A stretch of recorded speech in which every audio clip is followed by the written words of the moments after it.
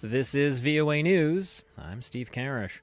An angry Joe Biden lashed out at reporters amid allegations Donald Trump pressured the president of Ukraine to investigate his son. Trump deserves to be investigated.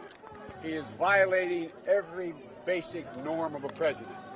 Democrats have condemned what they see as a clear effort to damage a political rival, now at the heart of an explosive whistleblower complaint against President Trump. Trump is defending himself against the allegations, asserting that it comes from a partisan whistleblower, though the president also says he don't know who made the initial complaint. The U.S. is sending troops and air defense equipment to Saudi Arabia and the United Arab Emirates, the Pentagon said Friday night.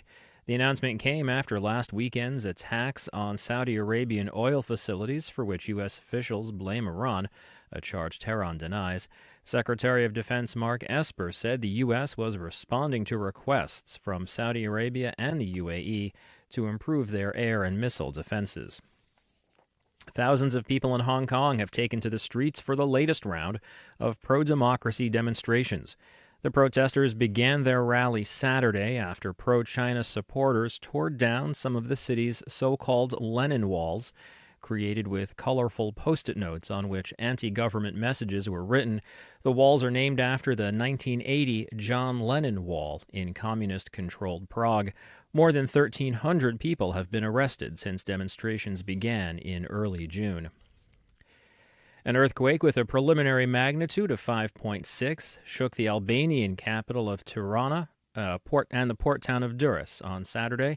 The Defense Ministry said it was the most powerful quake to hit Albania in 30 years. Local media report 49 people being treated for injuries. This is VOA. At a United Nations Youth Climate Summit in New York on Saturday, Swedish climate activist Greta Thunberg says people showed the world how seriously they take climate change with a strike that took hundreds of thousands out of the classrooms and into the streets around the world. We showed that we are united and that we, young people, are unstoppable. UN Secretary General Antonio Guterres was at the conference. He said the climate is of the utmost importance. I have granddaughters. I want my granddaughters to live in a livable planet. My generation has a huge responsibility. It is your generation that must make us be accountable to make sure that we don't betray the future of humankind.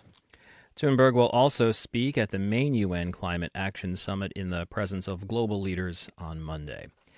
A Sudan court Saturday adjourned for 1 week the trial of the country's ousted president, Omar al-Bashir, after the Khartoum court listened to witnesses for the defense.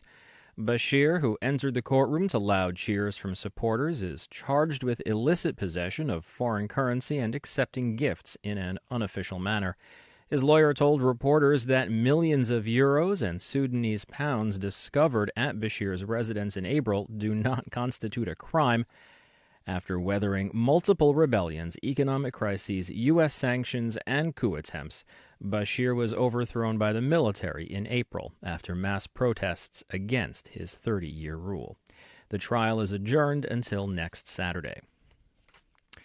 The streets of Cairo were jammed on Saturday morning as police checkpoints were erected across the city. Hundreds of armed soldiers and police officers in riot gear patrolled Tahrir Square, one of the locations where protests broke out Friday night, and the epicenter of previous demonstrations that led to the fall of former presidents Hosni Mubarak and Mohamed Morsi.